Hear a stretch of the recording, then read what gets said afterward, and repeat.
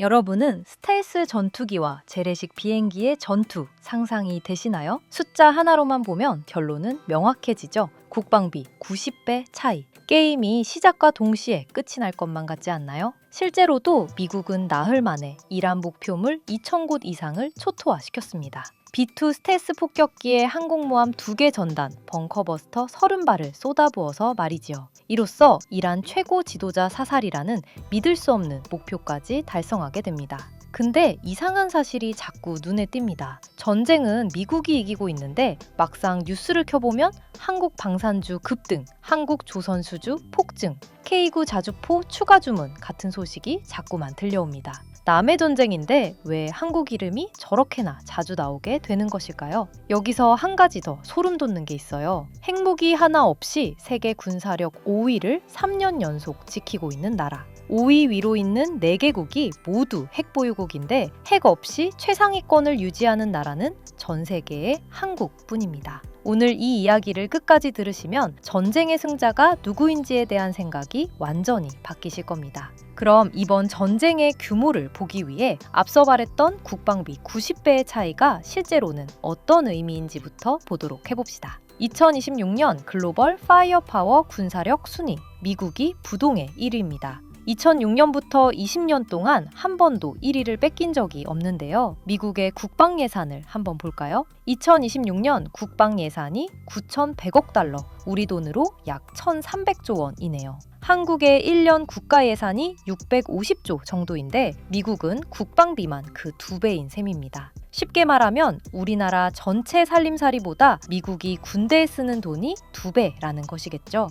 이 국방비를 대체로 어디에 쓰는 것이냐? 미국은 항공모함 11척을 굴리고 있습니다. 전 세계 항공모함의 40%가 미국 것인데요. 항공모함 한 척에 전투기가 80대가량 실리거든요. 그러니까 항공모함 한 척이면 웬만한 나라 공군 전체보다 강할 수도 있는 것이겠죠. 항공모함 외에도 핵탄두는 약 5,200개 정도의 전투기는 총 1,700대 이상. 여기에 F-35, F-22 같은 스텔스 전투기가 수백 대 포함되어 있는데요. 참고로 스텔스 항공기란 레이더에 안 잡히는 유령 전투기 같은 것입니다. 눈앞에 날아와도 레이더에는 참새 한 마리 크기밖에 안 잡히거든요. 그런데 또 예기치 못한 일이 일어날 전망인데요. 트럼프 대통령이 이미 보유한 양에 만족하지 않고 내년 2027년에 여기서 국방비를 50%더 올리겠다고 예고를 했다는 것입니다. 국방비에만 2,000조를 쓰겠다는 의미가 드는 것이겠죠. 인류 역사상 전무후무한 숫자인데 말이죠. 이것이 바로 미국입니다.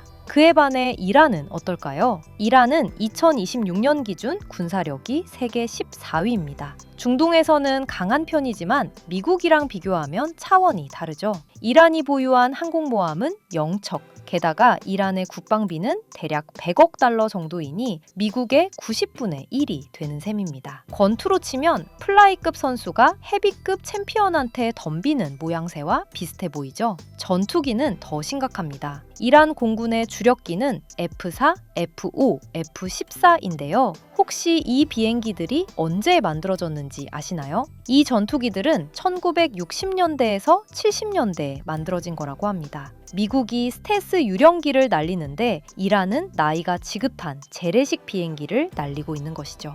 그럼에도 이란은 왜 버티고 있느냐? 여러분도 궁금하지 않으신가요? 이란이 미국한테 정면으로 이길 수 있느냐? 당연히 못 이깁니다. 하지만 이란은 처음부터 이기기 위해 버티고 있는 것이 아닙니다. 이란의 주요 무기는 전투기가 아닌 미사일에 있습니다. 이란은 중동 최대의 탄도미사일 전력을 가지고 있는데요. 이는 사거리 2,000km짜리 미사일로 중동 전역에 있는 미군 기지를 때릴 수 있는 위력이 있습니다. 실제로 전쟁이 터지자마자 이란이 쿠웨이트, 바레인, 카타르, 아랍에미리트에 있는 미군 기지에 미사일이랑 드론을 쏟아부었으니 말이죠.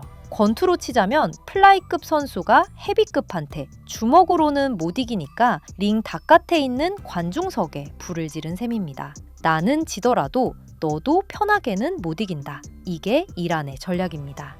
그리고 이란이 가장 크게 불지른 관중석은 또 따로 있었는데요. 이란이 쏘아올린 공중에 가장 무서운 건 탄도가 아니었습니다. 우리가 가장 두려워해야 할 것은 그들이 세계에 위협이 되기 위해 호르무즈 해협을 잠가버리기로 결심한 것입니다. 호르무즈 해협. 이 이름은 기억해두는 편이 좋은데요. 이 해협은 전 세계 해상 원유 물동량의 약 20%가 지나가는 좁은 바닷길입니다. 폭이 가장 좁은 곳이 54km밖에 안 됨에도 불구하고 이곳을 매일 수십 척의 유조선이 통과해야 하는데요. 그래서 이곳은 세계 경제에 피가 흐르는 대동맥 같은 존재인 셈이었죠. 이렇게나 교역의 중심이 되는 중요한 길을 이란 혁명수비대가 통허를 내려버리고 만 것입니다. 그 바람에 선박 통행량이 70%나 급감하고 말았고 말이죠. 유조선 150척 이상이 해협 양쪽에서 꼼짝도 못하고 대기를 할 수밖에 없는 상황에 몰리고 만 것입니다. 쉽게 말해 세계 경제의 수도꼭지인 호르무즈 해협을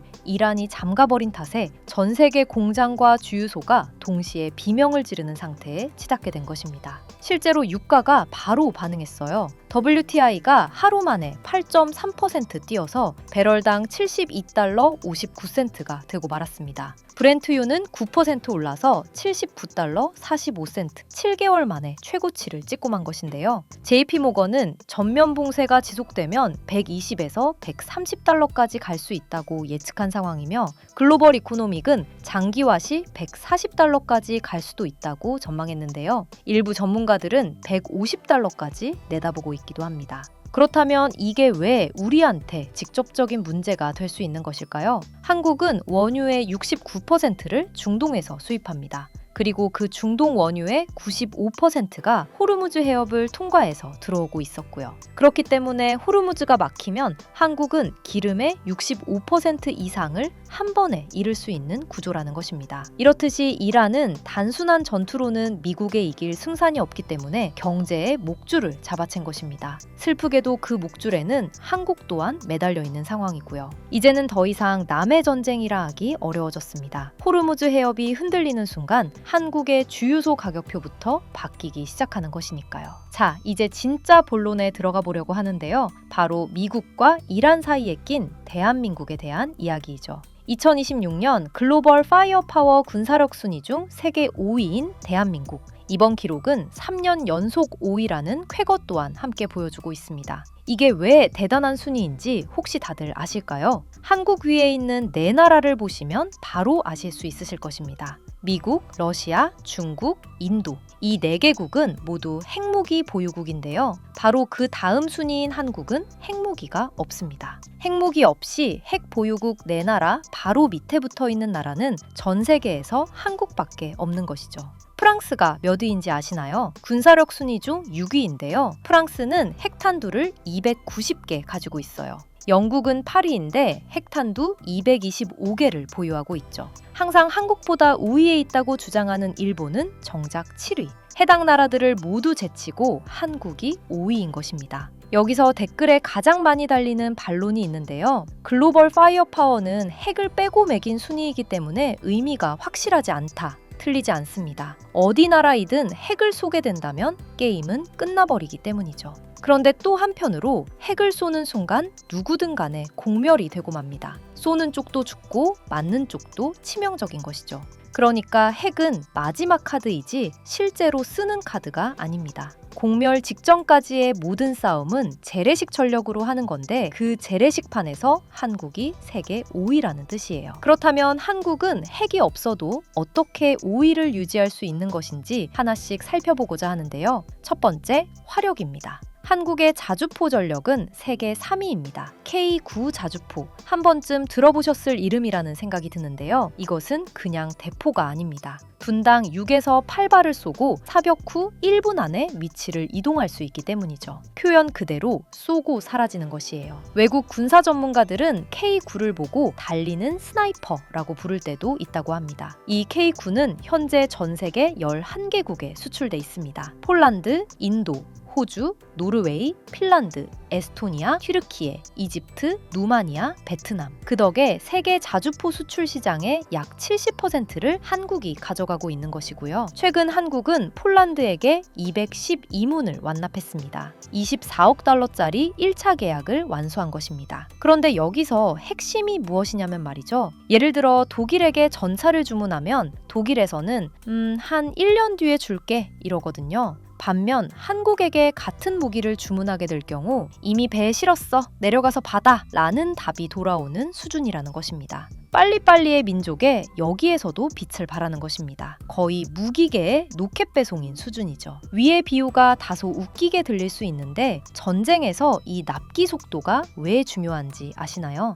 전쟁은 결국 소모전이거든요. 상대를 향해 공격을 하다 보면 총알은 떨어지고 전차도 부서지고 미사일이 바닥이 납니다. 그 순간 비어버린 물자를 지금 주문하면 3개월 만에 채워주는 나라가 있고 1년 걸리는 나라가 있는 것인데요. 이로 인해 전쟁의 흐름이 바뀔 수도 있습니다. 총알은 용맥만으로 찍어내지 못하기 때문이죠. K2 흑표 전차도 살펴볼까요? K2 흑표 전차는 세계 최고 수준의 주행 성능에 자동 장전 시스템까지 달려 있습니다. 그래서 폴란드가 독일 레오파드 대신 한국 K2를 선택했던 것이고요. 속도, 품질, 가격, 세 박자가 다 맞으니까 폴란드뿐만이 아닌 전 세계가 한국 무기를 원하는 겁니다. 미사일도 한번 봐야겠죠. 현무 미사일 시리즈. 현무4 미사일의 탄두 중량이 8톤에서 9톤 정도 되는데요. 핵무기 없이도 적의 지하 벙커를 뚫어버릴 수 있는 괴물 미사일인 것이죠. 외국 군사 전문가들은 이걸 현무 샤워라고 부른다고 합니다. 수십 발을 동시에 쏟아부어서 적 방공망을 15분 만에 마비시킨다는 의미에서 말이죠. 2025년 한국 방산 수출은 152억 달러, 우리 돈으로 약 22조 원을 기록했습니다. 방산 4대 기업, 한화에어로스페이스, 현대로템, 한국항공우주산업, LIG 넥스원의 합산 영업이익은 6조 6,522억 원으로 사상 최고치를 경신했고 말이죠. 수주 잔고가 118조 원입니다. 앞으로 2에서 3년은 일감이 밀려있다는 뜻인데요. 그래서 외국에서 들려오는 한국이 무섭다는 말은 한국이 마냥 싸움을 잘한다는 뜻이 아닙니다. 전쟁이 길어질수록 필요한 걸 빨리, 많이, 꾸준히 내놓을 수 있는 나라라는 뜻으로 읽는 게 더 정확한 것이죠. 이렇듯 한국은 무기 팔아서 무서운 속도로 성장 중에 있었습니다. 다만 한 가지 문제가 있어요. 기름값이 뛰게 된다면 우리도 상당한 피해자가 될 수도 있거든요. 여기서 솔직한 이야기 하나 하겠습니다. 앞에서 한국 방산이 잘 나간다고 했죠? 맞아요. 근데 한국이 최대 수혜자라는 말만 듣고 끝내면 이 영상 내용의 절반만 보게 된 셈인 겁니다. 한국은 에너지를 거의 전량 수입하는 나라예요. 앞서 원유 수입의 69%가 중동에서 오고 그 95%가 호르무즈 해협을 통과한다고 했잖아요. 이 호르무즈 해협이 막히면 한국은 방산 수출로 벌어들인 돈보다 더 큰 타격을 에너지 쪽에서 맞을 수 있습니다. 유가가 오르면 무엇이 생겨나는가? 연쇄 반응이 일어납니다. 우선 기름값이 오름으로써 공장 생산 원가가 올라가게 됩니다. 그렇게 되면 자연스럽게 물류비도 올라가게 되겠죠. 이로 인해 물건 가격이 오르게 되는 것입니다. 동시에 원유를 달러로 사야 하기 때문에 달러 수요가 늘어나서 환율이 뛰는 것이고요. 환율이 뛰면 수입 물가가 한 번 더 오릅니다. 유가 상승이랑 환율 상승이 동시에 오는 이중 부담이 되고 마는 것입니다. 이 같은 일이 처음 있는 일인 것이냐? 그건 또 아닙니다. 1973년 1차 오일 쇼크 때 이미 유가가 배럴당 3달러에서 12달러로 4배 뛴 전적이 있거든요. 선진국 성장률이 급락했고 그 바람에 두 자릿수 인플레이션이 터지고 말았습니다. 한국은 1980년 물가 상승률이 20%대 후반을 기록했어요. 그래서 당시 중소기업들은 줄줄이 도산할 수밖에 없었죠. 이외에도 2003년 이라크 전쟁, 2008년 금융위기 직전 유가가 147달러 근접, 2022년 러시아 우크라이나 전쟁 당시 $120 돌파 등의 패턴이 있었습니다. 중동에서 에너지 리스크가 터질 때마다 한국처럼 에너지 수입 의존도가 높은 제조업 국가는 언제나 가장 큰 타격을 받는 국가 중 하나였고요. 글로벌 이코노믹은 이번 호르무즈 봉쇄가 장기화되면 유가가 $140까지 치솟을 수 있다고 전망했습니다. 해운 운임도 50에서 80% 상승이 우려되고 있어요. 그러니까 솔직히 말하면 이렇습니다. 한국은 이번 미국 이란 대치로 인해 방산과 조선에서는 반사이익을 보고 있지만 에너지와 물가와 환율에서는 직격탄을 맞고 있는 것입니다. 이 양면을 같이 우리는 보다 객관적인 시선으로 한국 정세를 제대로 볼 수 있는 것이겠죠. 그러면 우리는 준비가 안 돼 있느냐, 혹은 한국이 에너지 위기에 무방비냐? 이 부분에 대해서는 숫자를 보면 알 수 있습니다. 산업통상자원부가 공식 발표한 수치에 따르면 한국은 정부 비축유 약 1억 배럴을 보유하고 있습니다. 이게 일수로 치면 117일분인 셈인데요. 여기에 민간 재고까지 합치면 총 200일 이상을 버틸 수 있는 물량이 되는 것입니다. 대통령도 직접 일상 에너지 사용에 문제 없다고 강조했고 말이죠. IEA 국제에너지기구 회원국 중에서 한국의 석유 비축 지속일수는 세계 6위입니다. 한국석유공사가 전국 9곳의 저장소에서 관리하고 있죠. 이걸 뭐에 비유하면 좋을까요? 전쟁 때 미사일이 날아올 때 방공호가 있느냐 없느냐의 차이입니다. 한국은 200일짜리 에너지 방공호를 파놓은 셈이죠. 호르무즈가 완전히 봉쇄돼도 당장 기름이 떨어지는 일은 없다는 겁니다. 일본, 중국, 인도 같은 다른 아시아 에너지 수입국들과 비교해도 한국의 비축 체력은 상당히 튼튼한 편입니다. 실제로 전쟁이 터진 직후에도 한국석유공사는 쿠웨이트에서 원유 200만 배럴을 추가로 들여왔습니다. 비축률을 쌓으면서 동시에 새로운 공급선도 만들고 있는 것이죠. 다만 비축유는 어디까지나 시간을 버는 용도이지 영원히 쓸 수 있는 게 아니에요. 그래서 정부가 동시에 추진하고 있는 게 바로 공급선 다변화입니다. 중동에 치우친 원유 도입선을 러시아, 미국, 북해, 호주 등으로 넓히는 것인데요. 중동 의존도를 낮춤과 동시에 어디서 문제가 터지더라도 대체할 루트를 미리 다양하게 깔아놓는 작업을 지금 진행 중에 있다는 것입니다. 원유는 이런 식으로 버틸 수 있습니다. 지금까지는 석유 이야기만 했는데 사실 더 무서운 게 있습니다. 현재 한국에서 가장 많이 사용하는 것으로 석유만 확보해두면 되는 것일까요? 사실 반도체의 필수적인 소재 하나가 지금 비상에 놓여 있다고 해도 과언이 아닌데요. 바로 헬륨입니다. 헬륨이라고 하면 보통은 풍선에 넣는 가스를 떠올리시죠? 맞아요. 그것도 헬륨이에요. 이 헬륨이라는 기체는 반도체 공장에서도 사용됩니다. 반도체 칩을 만들 때 웨이퍼라는 얇은 판을 냉각해야 하는데 헬륨이 필수이거든요. 이 과정이 없으면 칩을 못 만드는데 문제가 사실상 헬륨의 대체제가 없는 상황입니다. 한국은 과연 이 헬륨을 어디서 사왔을까요? 한국의 헬륨 수입 중 64.7%가 카타르에서 옵니다. 반도체 공정에 쓰는 고순도 헬륨으로 좁히면 카타르 의존도가 80%에 육박하는데요. 그런데 뭐가 터졌냐면 말이죠. 이란의 보복 공습으로 카타르의 라스라판 산업단지가 상당한 피해를 입었다는 것입니다. 이 단지가 세계 헬륨 생산량의 상당 부분을 차지하는 곳이거든요. 카타르 에너지가 고객사들한테 불가항력,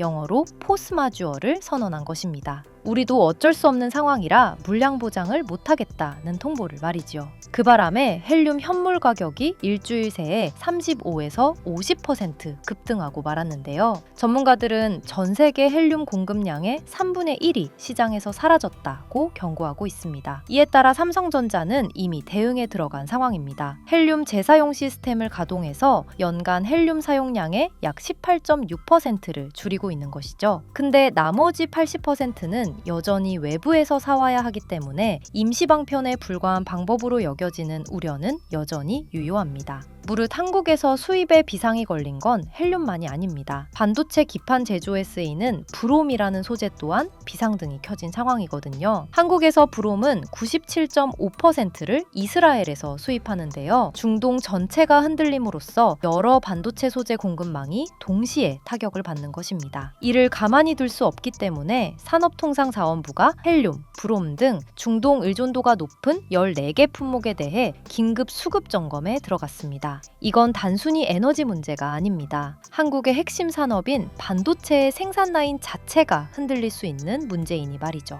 아킬레스건이라는 말 아시나요? 아무리 튼튼한 전사라 해도 아킬레스건이 끊어지면 전투불능에 빠지고 갑니다. 그리고 현재 헬륨이 한국 반도체의 아킬레스건이 되고 만 것이고요. 석유는 비축유로 버틸 수 있지만 헬륨은 하기가 훨씬 어렵거든요. 위기는 분명합니다. 하지만 전쟁은 영원히 계속되지 않아요. 전쟁이 끝난 뒤에 반드시 열리는 판이 있습니다. 전쟁은 파괴만을 목적으로 하지만 재건은 전쟁으로 기회를 만듭니다. 이란이라는 나라를 봅시다. 인구가 약 9천만 명인데요. 자동차 산업, 철강 산업, 제조업 기반이 있는 나라입니다. 파괴된 인프라를 다시 세우는 재건 국면이 오면 필요한 게 한두 가지가 아니겠죠. 건설, 도로, 항만, 발전소, 통신망, IT 시스템, 이 모든 걸 새로 깔아야 합니다. 여기서 한국의 포지션이 흥미로워요. 미국이 이란을 친 거잖아요. 전쟁이 끝나고 재건 사업이 시작되면 미국 주도의 프레임이 될 가능성이 큽니다. 미국과 갈등이 심한 중국 기업은 진입이 제한될 수 있어요. 그러면 미국의 동맹이면서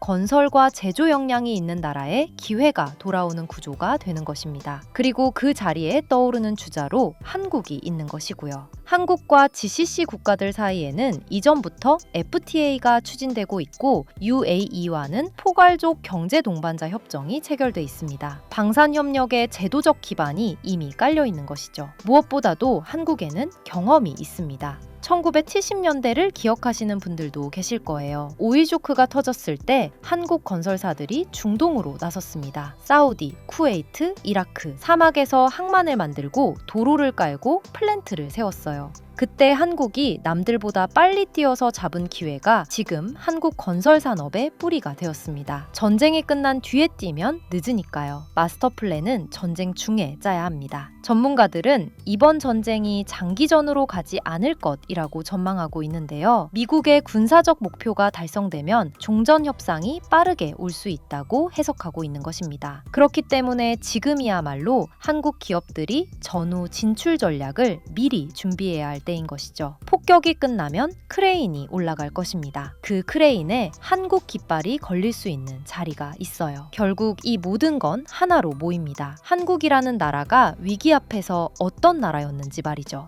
이 나라는 한 번도 쉬운 길을 간 적이 없었습니다. 1970년대 오일 쇼크, 유가가 4배 뛰고 경제가 흔들렸을 때 한국은 중동에 나가서 건설 수주를 따냈습니다. 위기를 기회로 바꾼 첫 번째 경험이었죠. 1997년 IMF 외환 위기, 나라가 부도 직전까지 갔어요. 근데 그 구조조정을 통과하면서 한국은 IT와 반도체 강국으로 다시 태어났습니다. 2008년 글로벌 금융위기, 세계 경제가 얼어붙었을 때 한국 방산과 조선은 수출 다변화로 활로를 뚫었어요. 2020년 팬데믹, 전 세계가 멈췄을 때 한국은 K-방역과 K-콘텐츠로 세계 무대에 이름을 올렸습니다. 패턴이 보이시나요? 위기가 올 때마다 한국은 위기를 기회 삼아 한 단계 업그레이드를 이루어냈어요. 이번에도 마찬가지입니다. 단기적으로는 에너지, 환율, 물가 충격을 관리해야 합니다. 비축유가 있고 공급선 다변화가 진행 중이지만 긴장을 늦추면 안 되겠죠. 중장기적으로는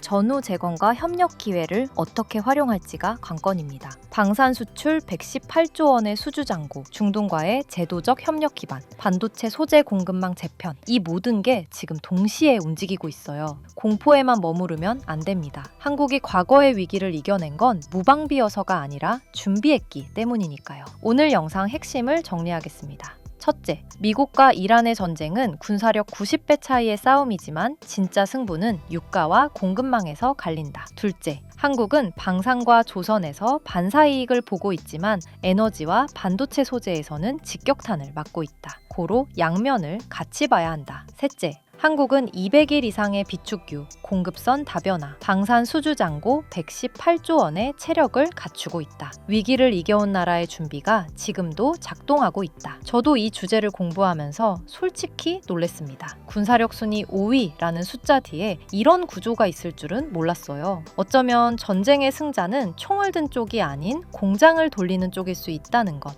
그리고 그 공장이 한국에 있다는 것. 이걸 알고 나니 뉴스가 다르게 읽히더라고요. 국방과 경제에 관심 있는 분들, 숫자 이면의 구조를 같이 읽고 싶으신 분들, 이 채널이 그 역할을 하겠습니다. 이 영상이 도움이 되셨다면 구독 한번 눌러주시면 다음 영상도 바로 받아보실 수 있어요. 그럼 다음 영상에서 뵙겠습니다.